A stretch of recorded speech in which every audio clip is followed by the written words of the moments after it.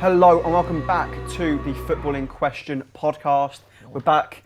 We weren't here last week. We apologise for that, but we are back again, and I'm hosting, obviously, with Ashley and Jordan.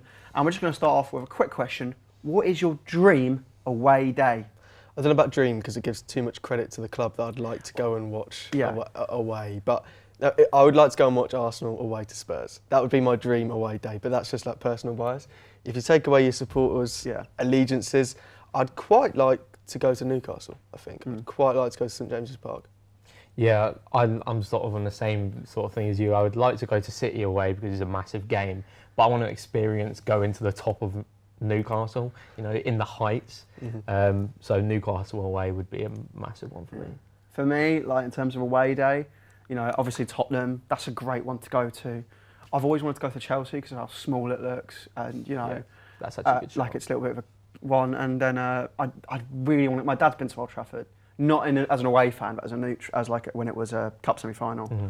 I'd love to go there, but again, I think St James's Park is just the one which everyone wants to go to because of how infamous it is for away supporters. Like the dreaded staircase of death that you've got to climb up, the 5-hour drive if you're a Southern fan. At minimum, 5 hour could be 7 hours for some people. That's just the dream away day. And you're in the gods. I remember hearing a quote from a Tottenham fan when they lost the game 5-1, which is when Mitrovic got sent off. They didn't know who he tackled. They just knew it was a Spurs player.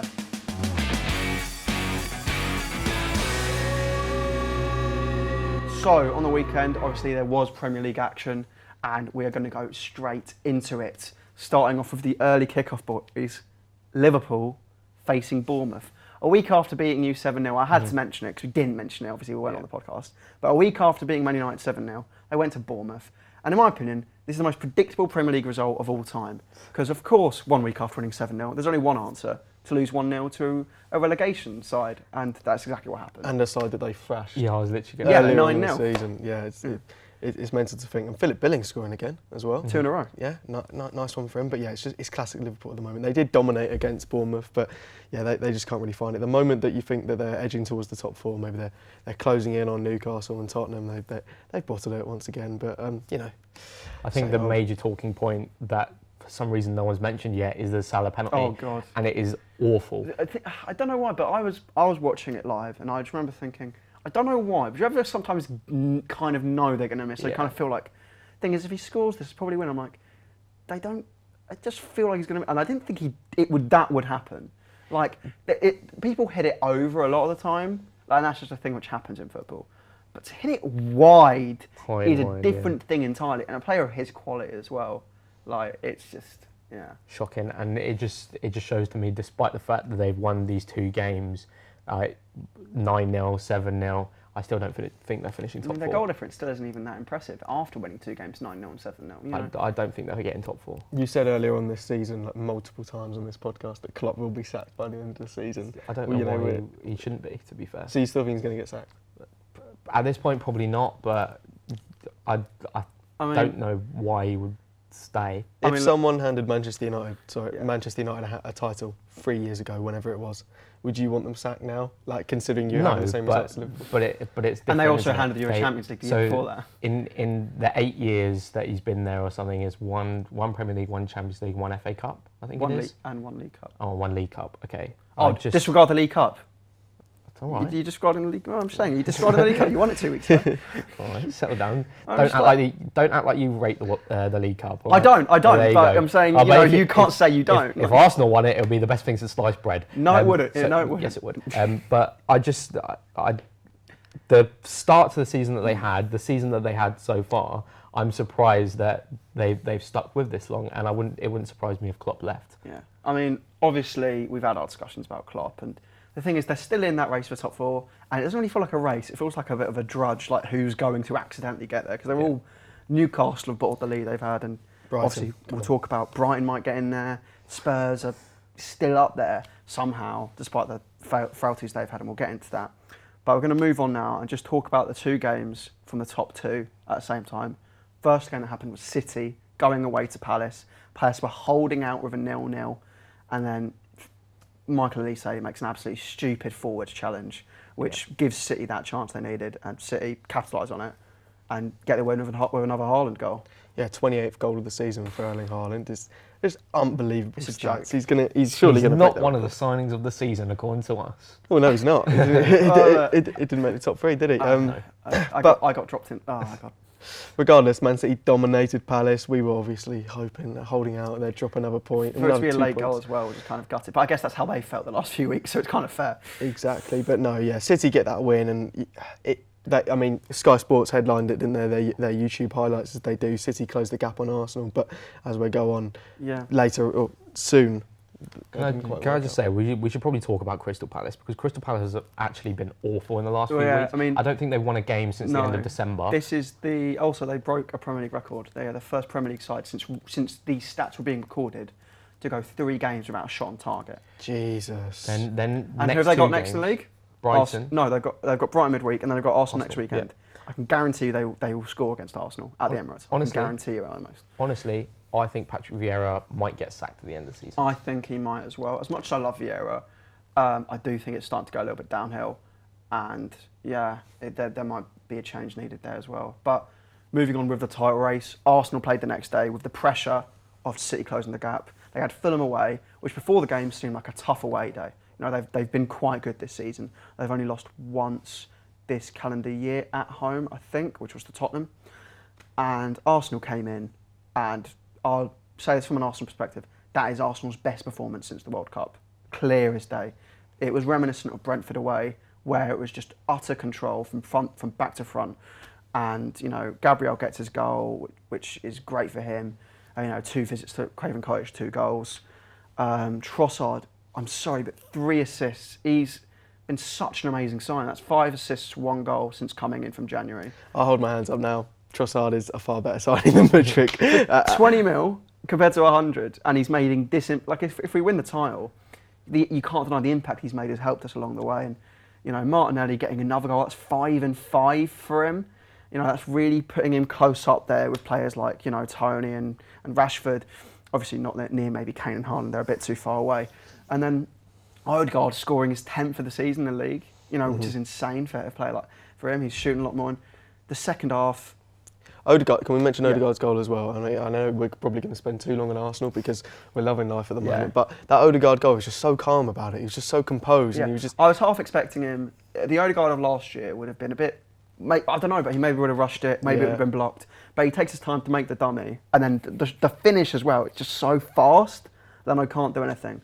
And in the second half, I need to just look at something to just do some research. Can I mention as well, with that Odegaard reaching his 10th league goal of the season, you retweeted this, so I am stealing this from you. But only 2 teams in Europe's top 5 leagues have 3 players with 10 league goals this season. PSG with Mbappe, Messi and Neymar, and Arsenal with Martinelli, Saka and Odegaard. I'm annoyed at you for you only knew about that because I retweeted it. I saw you liked my tweet this morning because I quote tweeted it. But in the second half, something magical happened off the bench. Easter came early because if I can quote Arsenal, I've been reading the Bible recently because they quoted John 11:25-26 because they resurrected Jesus. He came off the bench, and the actual moment itself, like the fact that the Arsenal fans were building up to it, and they cheered like a goal had been scored when he went back on the pitch.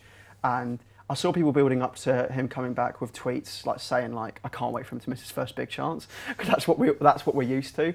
And then he goes through and goal and hits it straight at Leno, and all the tweets after it going, he's back. I love Jesus so much.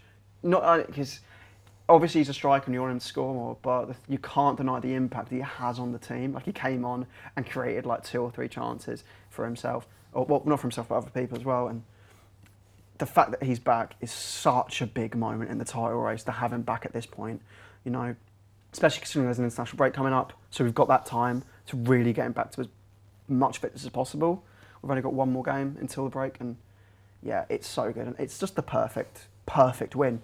To score 3 in the first half and to just, not have to waste your energy is kind of as good as you want it to be. It was a good day for Arsenal yesterday, but Jordan, do you want to talk about Man United's result yesterday? Yeah, Man United at home to Southampton. Now, Man United off quite a good week considering we lost 7-0 last week. Can't believe we missed last week's episode. It's so annoying. And the Bournemouth winner as well. And then we played Betis in the week and absolutely smashed them. And then we played Southampton, and you're hoping, fingers crossed, that we do the same. Off the back of 3 Premier League awards for Man United, Manager of the Month, Player of the Month, and Save of the Month, all going to Manchester United players in De Gea, Ten Hag, and Rashford. Everything's coming up Millhouse, and we draw 0-0, and Casemiro gets sent off. Now, I want to talk about the Casemiro sending off because, for me, although it might seem like a red card in the game, it would not surprise me if we appeal it and that it's done with, because I think he gets the ball and his foot ricochets off the ball into the player. Yes, he gets the player. That's why he's been sent off. But it wouldn't surprise me if that gets overturned. To be perfectly honest, I don't think it should, because I think because his foot's already in that position, that's not how you should tackle a ball by the law of the game. And the referees are stubborn enough that it won't get overturned, and I do think it's a red card. And that's his second red card of the season. Yeah. Maybe his first. I can argue his first because obviously you think with the first one it's very dodgy how they look for it and they don't look for other things with Palace players. I get that. But I think with this one, I do think it is a red card. And that's one thing to say as well. In his whole time at Real Madrid, he never got sent off. Jeez. Now he's been in the Premier League for 8 months and he's been sent off twice, which I think is ridiculous. Maybe he's trying to catch up with Xhaka. Xhaka got 2 in his first season. The challenge as well, like the challenge itself isn't worth 4 games, but it is just. But it's 4 games because it's just how it works. It's ridiculous. I mean, and if you try and appeal it, you risk it getting to 5 games. Yeah, I mean, because if you appeal and it fails, they add another game on. Wow. Yeah. I think the games that he's missing out on aren't overly massive, but Casemiro is a massive miss for us all the time. But I think Anthony Taylor had an absolute shocker in the game, to be honest. There's a blatant handball that Manchester United should have been awarded a penalty for. The ball is going. I can't remember who it was that falls. He's on the floor. The ball's going to Weghorst, and he basically is there, puts his hands in the way. Handball. It's a blatant handball. That legally it might not be a handball, and it might be a misjudge. It might be a misjudge. I think the same thing happened when Arsenal played Man United last season. Do you remember? Like Sancho was through. And crawling on the floor and hits the ball. Cedric was on the floor and it hit his hand. And the law is if he's using his hands to support him on the floor, that it's missed. That's not judged a handball. And it's the same thing. And I think that probably is just an issue with the law. I think it's just, for me, it's a blatant handball. I think. I just think Anthony Taylor had an absolute shocker in the game. Sure, we missed the chances to win the game. Weghorst, before he came off, had a great chance. Varane had a massive chance in the first half as well. It's just we had the chances, we didn't take them. Southampton also had chances, to be fair to them. They hit the post. We hit the post, they hit the post. But, at the end of the day, it is what it is. Yeah. I still think we're finishing 3rd this season. I think that's fairly obvious. It's just frustrating to see that Casemiro has been sent off because we don't have that solid option. We've got Scott McTominay, and I think Scott McTominay is okay, but he's not. He's not the drop off between him and Casemiro. Yeah, it's just ridiculous, and it's going to be a tough couple of weeks if the red card does stand. But you know what? It might be good for the Europa League campaign. Yeah, exactly. He'll get a lot of rest. I mean, you'll obviously you're in a very good situation to make the quarterfinals. Yes. But yeah, the Manager of the Month curse strikes again. I did warn you. You never win your next game, which is annoying because if Arteta wins his next game, he's probably going to win March Manager of the Month. So Leeds at home, I'm terrified. But we're going to round that off and talk about one game which is going to lead into discussion, Spurs winning at Forest. But in the last few weeks, it's not been great for them. Out the FA Cup to Sheffield, out the Champions League to AC Milan without scoring a goal in either leg. They pretty much aren't going to win a trophy. The only tournament they're in now is the Premier League, but come on, they're not. You never know. Oh, come on, they're not winning the Premier League. No, they're not. You don't think United are winning the Premier League, so there's no way you think Tottenham are. And yeah, they did win on the weekend. They did win on the weekend with a 3-1 win. Could have been 3-2. Saved the penalty in the last minute. Doesn't really change the result, but still. Kane with 2, Sommer 1. it's just a fine win against Forest. You'd expect them to win at home against Forest. But, you know, you can't help but feel that it's like, yeah, you're winning the games which you're expected to, but, you know, when when it comes down to crunch time, it's not really been there for Tottenham this season. And they are in the top 4. They are up there, but they've been a bit inconsistent as of late. And it is strange because it's not actually been a horrific season overall for No. Spurs. Imagine in the last, 3 years, 2 years, Arsenal had a season like this. And like, forget that we're top of the league at the moment, but if Arsenal had a season like Spurs are having now, we'd be happy with it. it would be not too dissimilar to our season last season, except we're 4th. Exactly. In the inconsistencies. So it's not a bad season for Spurs. The error or the bad mood just lies around the manager, really, isn't it? Yeah. Antonio Conte. I mean, he said the other week in the press conference, you know, they might sack me before the end of the season. Who knows? Maybe they're disappointed. Imagine your manager of your club coming out and saying something. Yeah. Like It's very Conte though. It is I very. feel like he does well, that no, quite I don't a lot. think He it's- throws his toys out the pram. You know, he packs his bags and leaves most of the time, and I think he will leave. I think he'll announce that he's leaving before the end of the Well, season. no, his contract runs out at the end of the season, so I don't think he will. I think he's just going to let it happen. And he has had a hard year. You know, he had that gallbladder surgery. I think he's tragically lost maybe like 3 close friends in this Yeah. last year as well, which apparently has made him rethink his work-life balance and whether he wants to spend more time in Italy with his family and close friends. But ever since he's been at Tottenham, there's always been that question of, should you be here? Are you way too good for this club? And like, even in that, you got that vibe, even when we were in the press conference last season for the Brighton Spurs game, you just got that impression of like, he was a little bit, they won that game. You know, Yeah, and he's a little bit hesitant. He's like, yeah, Harry Kane's great. That, the other. When's my contract over? Obviously, I mean, if you haven't noticed, this is the discussion we are talking about Tottenham and their future, really, with Conte. And I've got to say, I never thought it would end that great with Conte. It never does. It never does, and I think he always ends clubs in a bad way. And also, people thought that he was going to come in and win a trophy. His cup record is actually abysmal. He only really wins league titles, but guess what? Tottenham aren't going to win the league. They need to win cups, and they're knocked out of every cup pretty early on now. His record in the Champions League is pretty shocking. You know, Tottenham need trophies. They brought in a short-term experienced manager who doesn't win cups.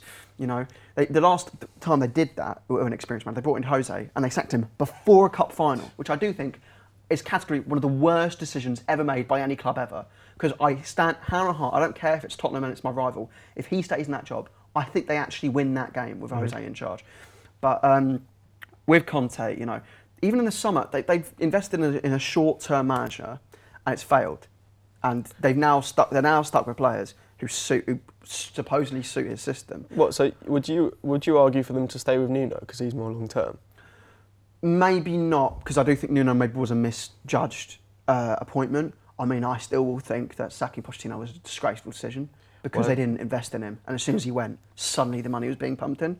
Here's the thing: like, it's been rumoured in recent days that the Tottenham players, if Conte is to leave, they want Pochettino back, which I think is quite disgraceful from the players. I think they should be supporting the manager. It's like next season, Arsenal going on a bit of a bad run, and all of a sudden it comes out that all the players want Arsene Wenger to return as manager. It's to be fair, weird. not many will, because not many played under him. Yeah, but I mean, it's the same sort of thing, you know. But is it disgraceful though? Because these Spurs players, what if they get the impression that Conte doesn't want to be there? So then why should they back him? I wouldn't want my players to not back the manager. And would you want your manager to not want to be at the club? Yeah, I mean that's the thing, isn't it? Because Conte doesn't want to be there, but the players don't want him there anyway. It's just rotten. It's rotten from the core. I feel like at the moment Spurs are just kind of like looking at the situation, just going, right, let's just do what we can for the rest of the season, see if we get top 4, and go from there. And I've seen some people ask, should Conte be sacked? And realistically, I don't think it makes any sense to sack him now. His contract's out at the end of the season. I think you just got to wait it out, see what you can do. Hope Kane gets you on the way to top 4. And then in the summer, there's just big conversations to be had because they need a new manager and they can't do what they've been doing recently. They can't be going for these, you know, experienced winning managers. Because I know from the Tottenham perspective, they want to win trophies. But the thing is, they need to start looking at the future and you need to start thinking Kane's approaching 30. He might be gone in the summer. Son's ageing and not performing. You know, that you need to start getting a fresh new project in. And which is why I thought Conte was the wrong move. Because you look at that summer, that transfer the window they have, and I have no idea, it was hailed in the summer as like a great window. And I remember thinking, this is quite poor. For a team in the Champions League to spend this money on these players. Isn't that great? You know, they got Perisic for free, and I thought that's not the greatest move. He's had a poor season. Forster, I always thought, you know, if you're going to get a new backup, not the best option. Spending 60 million on a striker who doesn't score in the Premier League, you know, when Gabriel Magalhaes has 3, you know, it's not the best. And you know, the one signing which I thought that's actually a good move was Jed Spence. Decided just not to play him at all. And well, you mentioned Richarlison, the thing from the weekend. Oh no, yeah. Well, we need to mention before that. We need to mention last week after the AC Milan game, he came out and said, I'm gonna have to swear, but he does say that, because it's in his quotes. He says, "We're having a shit season," and then Conte in his press conference said, "I think he's talking about himself. He is having a shit season," and then laughed a bit. Wasn't it that? No, I thought Richarlison said he was having himself. Well, no, like it's like not. He doesn't say I've had a shit season. He kind of says it's been a shit. He says it's been a shit season, and then Conte goes, "Well, it has been for him personally. He hasn't got scored in the Premier." Yeah. And then he scores 4 minutes into the Forest game, shushes Conte, unfit to be ruled out. He scored 2 goals which have been disallowed this season. First one, he takes his top off and cries for 2 minutes, and it's a bit. I feel a bit sorry for him, but not really. I do really dislike him. He's an awful player. It is funny to see someone spend 60 million on a striker that doesn't score. I mean, this is Soldado all over again. But if we're going to talk about strikers, we've talked about Conte a little bit. Actually, before we get onto that, who would you appoint if you were Tottenham? Who do you bring in? I know exactly who I'd Yeah, so do I. Should we say it on 3? Yeah. 3, 2. I don't have mine. I'll let you two go. Yeah, cool. Give us a countdown. 3, 2, 1. Roberto De Zerbi. Oh. De Zerbi and who? Tuchel. Those are the names. You want to win a trophy? Tuchel is the I man. don't think Tuchel is the man for Tottenham. I think, look, this would be the 3rd ex-Chelsea boss they brought in the last 3 years. I don't think it matters. I think if anyone in world football can near enough guarantee a trophy, it's Thomas Tuchel. No, I don't think they can. I think it's Jose Mourinho, and they sacked him before it. And I do think they just need to go with a fresh approach. And there's a difference between Chelsea, where Chelsea were when Tuchel came in, and where Tottenham are now. Like, Chelsea have got that winning mentality in their club. They've got it in them. You know, it's not too far out of stretch. Tuchel would have to revamp the belief system at that club, and I don't see him being able to do that. I really rate Roberto De Zerbi at the moment. I really think he's doing something special at Brighton, and I think, unlike Potter, he has that ability to come into a club, whether they're big personalities or not, and just, you know, shake them into gear and be stubborn like he has been with Caicedo. I mean, you know, he might have not made those decisions himself, but he was stubborn with Trossard. When Trossard kicked off, he said, you know, right, you're missing the next couple of games. And then you leave if you want to. Exactly. And I just think he has that mentality to really take Tottenham to the next level. And I would be a little bit scared if Roberto De Zerbi went to Spurs. I mean, you mentioned Potter there, and the fact that with the big personalities. I don't think Tottenham have necessarily those big personalities. They've not won anything. Most of those players haven't won anything in their careers. And I think, genuinely, Potter would be perfect for Tottenham. And it's a bit of a mismatch at Chelsea. However, things are starting to go a bit better. They've got 3 wins on a bounce, Chelsea, and, you know, I can't see him going anytime soon. Their kind of sacking talk has really died down now they've made the next round in the Champions League. And De Zerbi's a great shout. And if we keep going around that kind of area of the league, like underrated managers, Thomas Frank.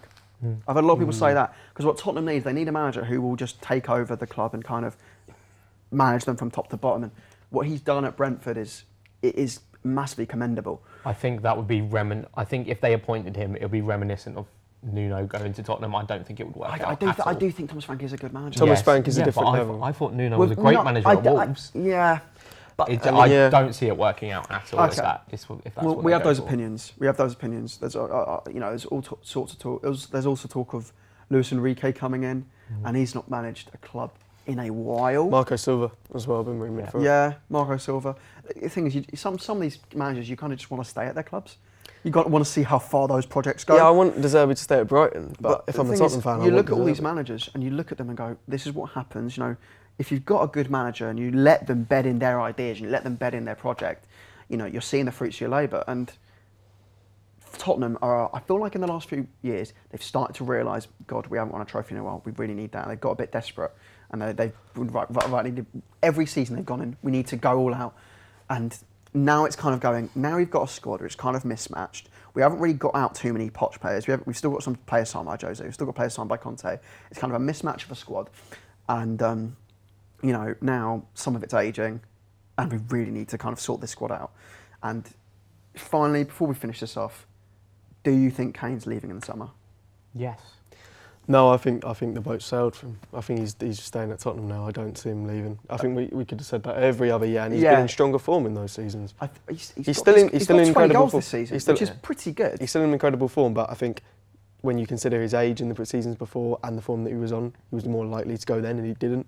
I think he's just set at Tottenham. I think this is the last summer he has, because I would agree with that. He's got 2 years left on his. I think 1 year left on his deal after 2023. Is it? I think it's 1 year left. I think it's 1 year, or maybe I think it's 1 year. But this is pretty much the last summer he can do it, and it very much depends, I think, on who goes for him. Because I think if someone comes in for him, Kane will consider it. But also it depends heavily on Levy and how stubborn he is. Because I think Levy, if he's as smart as he thinks he is, genuinely, I don't care how much Kane's done for your club, at the end of the day, you're not going to get money for him if you don't accept it this season. And they just need to take whatever they can, because they need to start a new project. And that starts with getting rid of players and refreshing the squad a bit. And they missed their chance to sell Son for good money. At the head of a project, though, don't you need someone who's going to carry your club through it? Imagine you get rid of Kane and Son. What is that? And you might have to bite the bullet, because if he doesn't go now, you know, I mean, he's been leading the project for the last few years, and you know what's happened. So I think if he's going to go it, because he'll go for decent money, but maybe not as much as he could have, maybe around 80 million this summer, considering his contract situation. And Tottenham don't have too much funds. You know, with an extra 80 million, what could they do? Maybe not sign another Richarlison, but I'm telling you now, Harry Kane will sign for Manchester United. I do see that happening. I can see you bottling Osimhen and signing Kane. I want Osimhen. That's the player that I want. Whether or not we get him is another question. I think the number one target for most of the people at Manchester United would be to get Harry Kane in. Premier League proven, you know, he's guaranteed goals. Yeah. He's guaranteed to score goals. Yeah. And I think, you know, if there's two options here for Manchester United, Osimhen and Kane, like I said, I would probably prefer Osimhen, but I'm not going to go, oh, Harry Kane, why would we sign him? You know, I think it's one of the most obvious transfers that we can see happening in the summer, I think. I think if Manchester United need a striker, Harry Kane's a bit 50-50. If we're not going to get Osimhen, Harry Kane's right there. I'll take him. Yeah. Do you not think Man United will sign Harry Kane? Yeah, I can kind of see it happening. I can see it happening. Where else would he go? I don't know. He wants to stay in the Prem. City. 100%. City don't need him at all. The only other option in my head is actually Chelsea, and he's not going to go to Chelsea. Oh God, there's no way he goes to Chelsea. There is absolutely no way in hell he goes to Chelsea. Come back to Arsenal, Harry. Come back. We don't need him. No, we don't. Jesus. Well, Manchester United is probably the main place.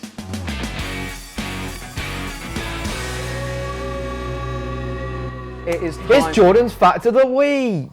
Had to throw it in there somewhere. Missed last week, obviously, because we didn't have an episode, but Jordan's Fact of the Week has made a triumphant return this week. So let's just get straight into it, shall we? We decide the triumphantness. Okay, all right. It's always good. It's always good. Basically, here we go. Did you know that France once went 20 years without winning a World Cup match in a different country? So, in 1986, they won a third-place playoff between them and Belgium. Obviously, 1986 in France, or whatever. Oh, Mexico. Mexico. What the hell? Sorry, I was thinking about the fact, and I was like, it must have been France, but yeah, Mexico. So they then proceeded to not qualify for 1990 or 1994. 1998 held in France. That's the one held in France. Obviously they won games at that World Cup, so it doesn't really count because it's not in a different country. Then 2002, they were knocked out in the group stage without getting a win at all. And they finally broke the curse in Germany 2006 after beating Togo 2-0. But that was their final game of the group. It almost continued because before that they had drawn their first two games in the group. So yeah, although France may seem like this amazing side, you know, they actually went 20 years without winning a game in another country in a World Cup. To be fair, you know, you look at that and you think England qualified for a few World Cups in that, but would I give up not qualifying a few years for 2 World Cups? Probably. Yeah. So that's Jordan's Fact of the Week. Yeah. Hey you! Yeah? Yes, you! How did you get in my house? Do you like YouTube? Yeah? Sometimes find it a bit dull? No, I love YouTube. Then you should subscribe to the Football in Question YouTube channel. Why? They've got podcast clips, original content, and also they have your family hostage. What? Like I said, subscribe now! If you want to see your family again, subscribe now. Mum? Aside from that, it is time for the debate. And this debate, we are going to talk about the top 3 players outside the Big Six this season. This is based on this season and how they've performed. So we are going to be ranking them, our top 3, and we'll be giving them individually. So, Jordan, do you want to start us off? I would like to start us off. So this is quite interesting. You say it's based on this season. I've sort of based it a fair bit on this season, but also taking overall how I think they play into account. And yeah, I've got my top 3, and I think this was harder than the last one for sure. I think the transfers one, I was pretty certain who I wanted in. This one, I've been throwing players in left, right, and centre, and I just really don't know. But I've got my conclusion. In 3rd place, I'm going to surprise you a bit here because we were talking about it on the way, and I didn't want to give anything away. And we were talking about who you put in. We didn't want to say either. But I also said I didn't have any English players in there, and I was lying because in 3rd place I actually have Declan Rice. In 2nd place, I've gone for Bruno Guimaraes. And in 1st place, I've gone for Ivan Toney. That's my top 3. Okay. 3rd place, João Paulinho. Okay. Very fair. 2nd place, Miguel Almiron. Mm-hmm. 1st place, Ivan Toney. Okay. My top 3. Okay, I've gone off the page. 3rd place, James Maddison. Okay. 2nd place, Matoma. And 1st place, Ivan Toney. So I think we're all agreed. The best player outside the Big Six this season has been Toney. Yes. By a country mile. 15 goals. Look, Sure, a few of them are penalties, but... originally, when we first said about doing this idea, I didn't have Toney first because I was basing it more off of an overall scale across all seasons. But if we're directly talking mostly about this season as well as an overall, I think Toney has to be first. Yeah. The amount of goals he scores, his penalty record is unbelievable. What is like 22 penalties, 22 goals or something like that? Yeah, it's ridiculous. Crazy. Ivan Toney has to be in there at least. And we've all got him number 1, so... There's no real argument there. There's no. It's just No. we just got all wax lyrical about him. I think the rest of this debate, though, is dependent on whether it's about this season or overall. I think it is about this season.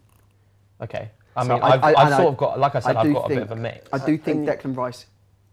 Look, I think he's not had a bad season. No. But you can't with West Ham where they are. He hasn't. They're still down there. And he's not exactly dragging them out there. So this is why I put Declan Rice in my top 3. So like I said, I was sort of basing it off this season, but also overall. I think he is by far West Ham's best player. He's definitely one of the top players that England have. Let's not forget, he is one of England's best players. The World Cup happened this season, so let's not forget that because he's definitely in there for that. I just think Declan Rice as a player isn't like sort of reminiscent of where West Ham are in the table. Yeah. Because I think in any other side, like if you put Declan Rice into a Newcastle, into a Brighton, into a Brentford, a Wolves, whatever, and look at the positions they're in, I think Declan Rice should still be in there if he was performing at the same rate that he is performing this season. Which is a similar argument to James Maddison. Yes, exactly. I think with Maddison it's a bit more clear though because he's an attacking player. The numbers are more. The numbers are more. That shouldn't I know come that's a bit into unfair. it. It is a bit unfair. That's like me going. Okay, to that's stop. like me going. Oh, Varane's one of the best centre backs in the league, and you going. Oh well, Gabriel scored Martinelli more. scored more goals than him. So I mean, no, it doesn't. It doesn't Yeah, I make know. sense. It is a hard position, but I do not think he's had a bad season. I do think he's a very good player. Yeah, but has he been the highest performer? Is he in the top 3 performers outside the Big Six this season? And has he been better than João Paulinho? Because they're the similar kind of players. If we talk about João Paulinho, Yeah. forget the top 3, forget being top 3. In terms of DMs this season, He's coming for an absolute bargain this season for Fulham as well. Yeah, He's got the for most sure. tackles in the league, by 12 as well, above any other player. I just think he's slotted in really well, and he's just brought this quality that's kind of. He reminds me of like not the same kind of player, but the same kind of signing as Payet. He's come in from this foreign league and he's kind of just shaking things up at the club, and he's gone. Here's my quality. Let's see what we can do. And Fulham have had a remarkable season. Let's hope it doesn't end like Payet though. Yes, let's hope not. But for now and this season, I don't see how Rice comes over Paulinho right now. Okay. Don't get me wrong, Rice, sign for Arsenal, please. But, yeah, I need that. But Paulinho, for me, comes over Rice this season. Yeah, I think that's fair. I'm not gonna lie though, when I was deciding my list, I just forget about Rice even existed. Well, I forgot about him, and then he mentioned him, and I went, and I thought, I really like Rice. I really like him as a player. I really want him to sign for Arsenal. I think he's a quality player. But I don't think he's in the top 3. I think top 3 players outside the big 6, you ask anyone, most people will say Declan Rice. But if I'm saying... And I think they're wrong. We're saying they're wrong. Yeah. I think we're saying the majority of people are wrong. Okay. No, genuinely. Okay. I think Paulinho over him is fair. Okay. If we talk about my third pick, Maddison, 9 goals, 5 assists. Maddison for me... that is a great season, no matter where you're playing. And to do it in a struggling side, 9 goals, 5 assists, that's pretty close to like Odegaard's numbers, I'm pretty sure. Much like Declan Rice, he is clearly the best player at Leicester. Oh, obviously. By a country mile. For me, James Maddison is top 5, not quite top 3. But the numbers he's putting up are good for someone playing in the title race. I think he's 2 goals and assists off Martin Odegaard. It's not bad. Who has 9 goals, I think 5 has assists. 16. It's pretty good. It's hard, but for me, I just don't think he quite makes that top 3 slot, and I think it's very similar with Declan Rice as well, because if we're talking about this season, he's performing well in a bad side, much like Declan Rice. I think for me, although James Maddison is definitely up there, I just don't think he's in the top 3 for me. I don't think he's in the top 3 either. I think when you with mine, you two have gone for Leicester and West Ham players to go in there. I haven't picked a player that's outside of these clubs that are doing really well at the moment. Yeah. I've gone, Brentford, Newcastle, Fulham, and my 4th pick, I know we didn't have a 4th pick, was actually Kaoru Mitoma for Brighton. You had him 2nd. Yeah. Yeah, for me, Mitoma will go on to breach this top 3 in seasons to come. Yeah. I just think at the moment, considering he started a little bit late, and considering it's his first season in the Premier League, you can argue Trossard was in his way. Look, I think and he was performing. I think as well, we had a conversation about Brighton, and I think McAllister is more in the top 3 than Mitoma. I think when you look at the numbers of the two, they're actually pretty similar, and one of them has been starting the entire season, and the other one kind of was brought in and gradually had to make his way into the team, and Trossard leaving opened that gap for him to start consistently. And since Trossard's gone, you've seen this burst from him. And it is a mix between, I think, McAllister and Mitoma is who needs to put forward. If you're thinking about for Brighton. me, I would put. I mean, they've both had amazing seasons. McAllister obviously outside Brighton's won the World Cup, and Mitoma. The story of Mitoma, coming from uni, and he basically just has a thesis on how to be a fullback. Check out our TikTok. Yeah. Check out his TikTok on it. But as well, with Kaoru Mitoma, he's knocked Liverpool out of the FA Cup. He's got all these good moments, and he has been a phenomenal player. And obviously, when you look at his stats, you think 6 goals, 2 assists, that's not a lot. But when you realise when he's been getting those minutes, and in the time he's got those goals, it is pretty a big impact from him. I still think Miguel Almiron's had a better season than Mitoma, though. Yeah. I don't see how you can... He's got 11 goals. He sort of died down a little bit, but with he's still Miguel doing Almiron, quite he had one massive burst of form. What was it? Yeah. He scored 6 games in a row or something. Yeah. And he just kept scoring.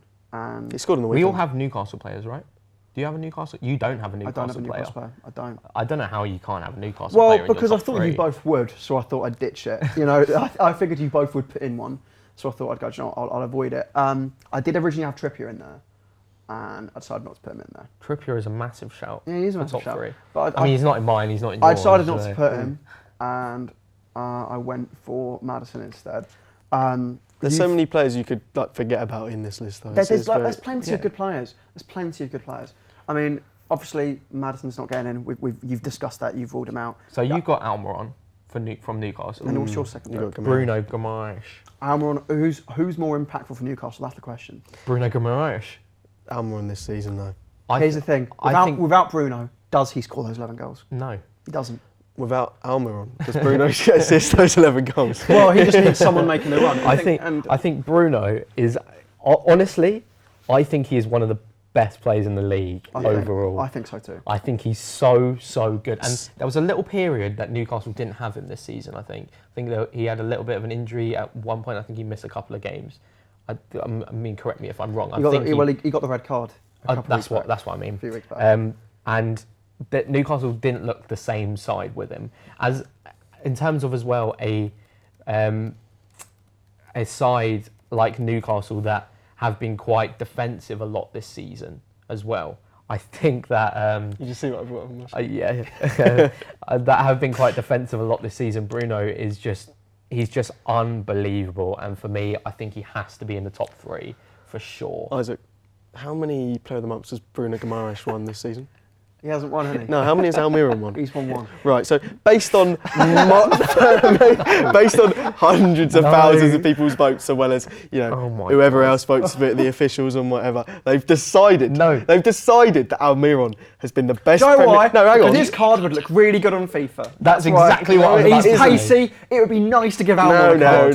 No. It's about FIFA. He's a that's DM. why. You know, Bruno, No one ever votes for Bruno DMs. and Almiron were both nominated for the same month, and Bruno. People always vote for the attacker. Listen, you know that. No, you know they only vote for the attacker. Bruno actually tweeted out saying, "Please, guys, just give this to Miggy." Yeah, he wants to boost his foot champ. Yeah, but he's not a better player. Bruno plays foot champs. He wanted a 93 place Almiron. Guess what? I voted for him. Do you know why? Not because I thought he should win it, because I thought, do you know what? I need Miggy Almiron in my team. No, Bruno, the guy you're putting up against my player, has admitted that Almiron is better. No, I think Bruno Guimaraes is so crucial to that side.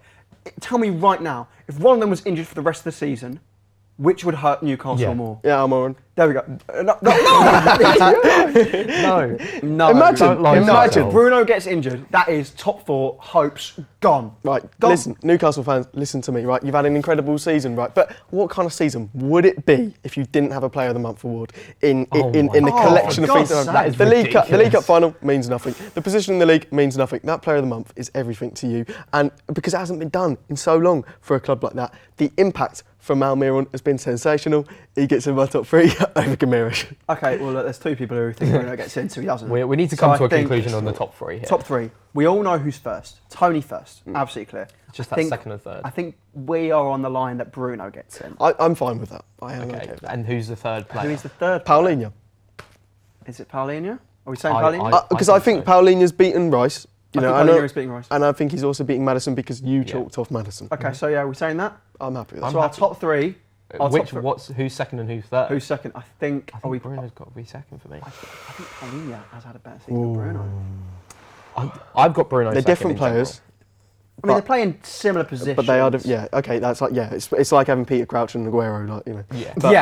But, And in this scenario, Paulinho is Peter the Crouch Aguero. is Paulinho. He's a bit lanky. No, because Aguero is a better player than Peter Crouch, Oh. and Bruno is a better player. I think. If we're going Bruno, I think we're just going Bruno because he's you look at last season, he had a better season as well, and he's got that. Forget last season. I know, but I do think Paulinho has had an amazing. Here's an argument. Look at the Newcastle side, right? And Guimaraes is very important, but there are plenty of other quality players that you would have picked for this season to contribute well for Newcastle. Mm-hmm. You looked at that Fulham side at the start of this season and gone, oh, they've got Pereira and Willian. What's going on here? And then Paulinho comes in. Yeah, Andres Pereira started the season very well. He's had a very good season. Coincidentally, when Paulinho signs, all right? It's happened when Paulinho has joined the team. Okay. You look at that squad without Paulinho at the start and you go, oh no, they're getting relegated. I think I'm on the side of Ashley on this one. I think I'm going to put Paulinho second. So I think, does that wrap it up? We agreed? Yes. Okay, so our top 3 players outside the Big 6 this season. In third place, we have Bruno Guimaraes. In second place, we have João Paulinho. And in first place, it's Ivan Toney.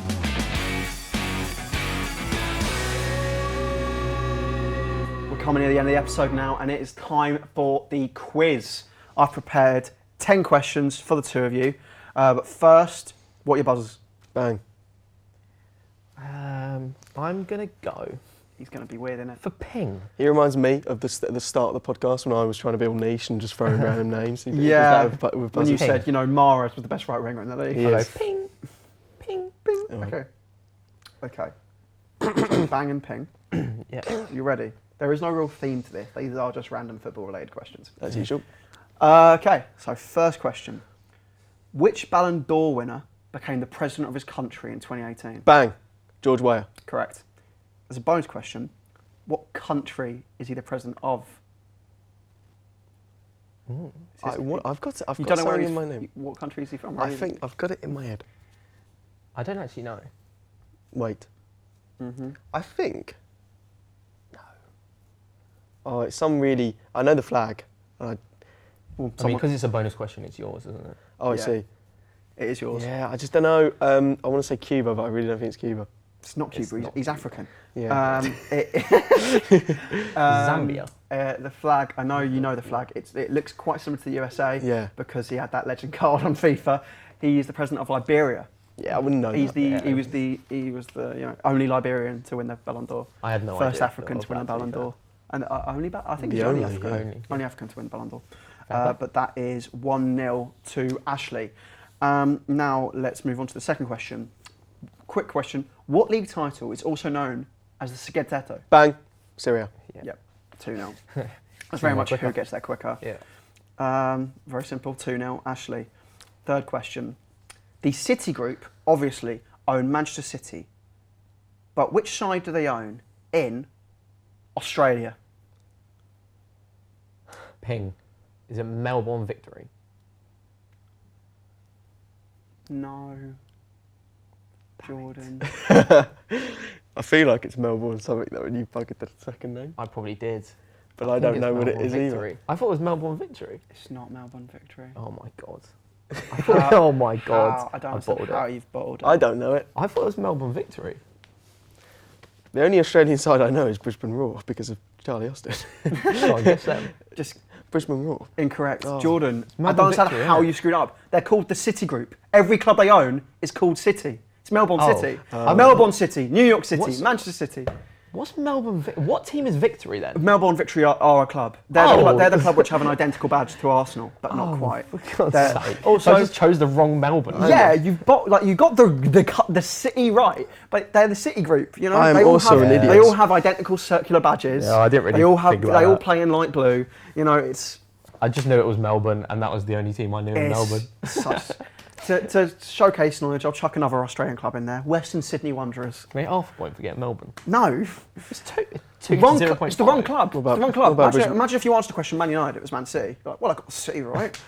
So I got the country right. we He both, said they the both got the. country I gave you Australia. So it's still 2-0. 3 questions in. That's a bit annoying, but oh well. Question 4. It's a true or false? It's a true or false? So true or false? That's an awful question. Haaland has more goals in all competitions than Arsenal's top 3 scorers combined. Ping. No, false.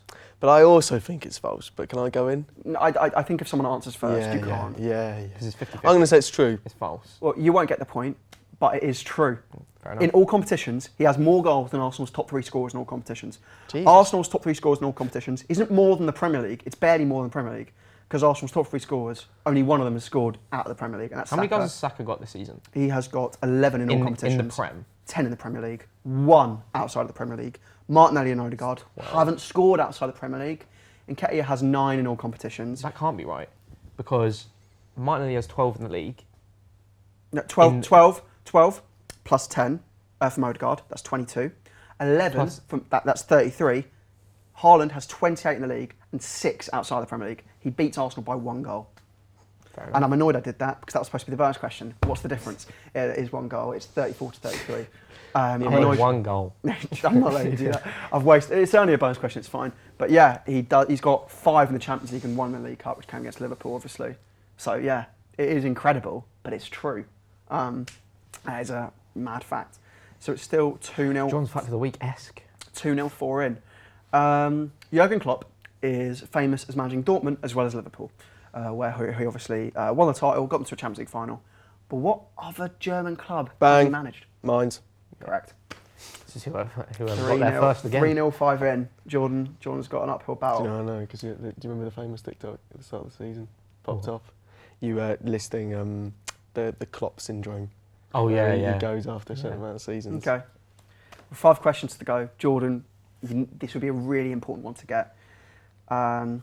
Most of the ones he's got right, I've known. It's just he's got there first. So Yeah, that's what someone says when they're losing. One of those In things, Spain, isn't it? okay.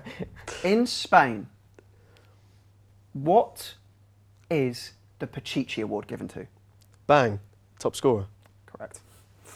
I thought that was too obvious. It is top scorer, the Pichichi Award. That is what it's given to, top scorer. I think it might be over. 4-0, 6 questions in. 4-1.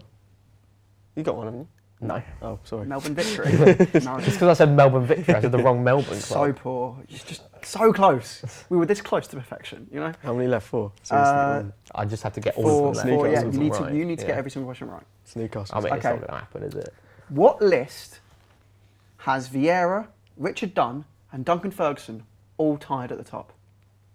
What list has all those 3 players at the top? What list combines all those 3 joint at the top of this list in the Premier League? There is a list in the Premier League which they are tied at top for a record. He keeps giving more away. Yeah, he'll eventually just say the answer. Just give me an answer. Bang, most fights on the pitch. No. Most yellow cards. Again, Jordan, Red so I bet it's close. red cards, It's isn't it? most red cards. Damn it! They are you all tied on joking? 8 red cards. Vieira 8, Richard Dunn 8, 8 for Duncan Ferguson. Duncan Ferguson is the one which you really need to think about because, like, he would have a few. That's so Richard Dunn annoying. doesn't seem like it, but he's a clumsy guy, so of course he will. That is so annoying. Again, you've got 2 where you've just got so No, close. you know if he what? gets those 2, it's neck and neck right now. It's 4-2. But Jordan. Well, now it's over now. It would be Yeah, it is 4-1. over. It is over. It's 4-0, 3 questions to It would go. be 4-1. Okay. Vardy famously beat Van Nistelrooy's record when he scored against Man United in a 1-1 draw in 2015. However, in which game did he equal the record? Against who did he equal the record? Oh, I've got no So that was idea. the I 10th goal. think Bang was it against Manchester United. No, because he broke it against Man United. Oh, did It was he? the Sorry. so you don't play Man United 2 weeks in a row in the Premier League, do you?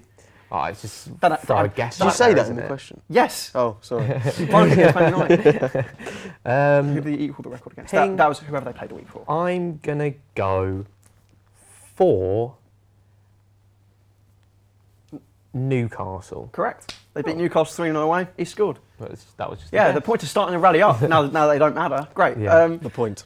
1 point, Newcastle, correct. Very well done. 2 questions to go. What would be significant about Arsenal winning the league title with Jorginho this season? This is very subjective. What? What is the significance of Jorginho lifting the Premier League Yeah, this season? because you are an Arsenal fan here. Take Yeah, the because it's Arsenal like- aspect. What is the take the Arsenal aspect? It's important What's the because we win the significance? league. What's the significance of specifically Jorginho winning the Premier League this Ping, season? it's the first time Oh, a player no. has played for Arsenal and Chelsea and won the league. I don't Incorrect. know. Is it the first Italian to win the Premier League? No, you're Oh. so close. You've done it, Jordan. He would be only the second Italian to ever win the Premier League. But Wait, who else is? Is it? think about it. Who's the other Italian to win the Premier League? Come on. There was a famous piece of Oh, commentary. Balotelli. Yeah, it's obvious. It's a bit insane that the teams of Italians only have one in there. You know, like it's a nation which seems to not really follow into the Premier League that much. But yeah, he would only be the second Italian to win it, which is mental to think about. And he's not really Italian when you think about it. He's really Brazilian. 1 question to go. I had 1 question to right left, and I thought let's just test their knowledge of recent history. Who was recently appointed Watford manager? They sacked Slaven Bilic They literally just like sacked a him. week and a half ago. Who's been looking at Sky Sports bulletins? Oh my god. I look at BBC. This is one of those ones where you know who they are, but you forgot their name. I'll give you a hint, they have managed in the Premier League. I know who it is, but I can't think of his name. I can see him. I can If see you him tell in my me, head. if you give me enough information about the player, I will give you I a was going to manager. say, could we have like, a clue of what he Ping. looks like? Because I can't think. Was it the former manager of Sheffield United? It's Chris Wilder. Yes, correct, Chris Wilder. I had Wilder in there. It's- I just yeah, couldn't think of his first If you name. just said Wilder, I'd have given it. If you just said Wilder, I'd have given it. But yeah, it's Chris Wilder. is the manager to have been appointed Watford manager. You know, they've been struggling a little bit. That'll help them bounce back. Really decent Championship manager there. And that is 4-2. Joe, what? Not the worst case in the world. You were 4-0 down. You've pulled it back to a respectable scoreline. You see, if I get the Melbourne one, and if I get the Melbourne City, and I get the red cards. But if I get simple mistakes. But if I get the Melbourne City and I get the red cards, I thrashed you. What was the bonus? Okay. I'm just going to give the bonus question for the sake of it. This is closest wins, by the way, because that's what I was going to do for the bonus question. What is the difference between the highest and lowest Premier League points tally ever recorded? What's the difference between the two? Oh, okay, right. I mean, you obviously know who the highest is. I don't know what the highest is. I know who, but I don't know what it is. Well, you know what it's about. You know where, roundabout where it is. I can give a guess. And the lowest, you should know what the lowest is. Bang, 89. You've banged it. You've actually exactly These banged questions it. are my questions. You've actually... 12 and 101. Good night, ladies and gentlemen. It's actually 11 and 100, but... Oh, Yeah, that's what I was looking at. They got exactly 100 points. Oh, I the thought it was Centurions. 101. Right. They got exactly... That's why they're called the Centurions. They're not called the Centurion plus ones, are they? I just thought they were called it because they got 100. But yeah, they got 100 points, and Derby got 11 points in 2006. Disgraceful performance from them. Exactly 89 points, which probably wins you the league. There should be a montage this season. What was it? How many goals have been scored in the Premier League so far? How many World Cups there have been? And this. Yeah. Yeah. Fair play. How have you... Fair play. You've done that a couple times this season. How? I don't get it. Maths. Maths, yeah, fair. Fair but play. that is all we've got time for this episode. I really hope you enjoy this episode. We'll be back next week with another episode. 3 episodes in one outro. He said episode 3 times. Carry on. Sorry. Keep going. We're going to keep going, but okay, shut up. Anyway, we'll be back next week, recording again with the 3 of us. Another episode. Keep going. No, I'm not cutting, I'm going to keep going. Yeah. Okay, look. Anyway, it's been fun recording this one. And yeah, we'll see you next week. For another episode.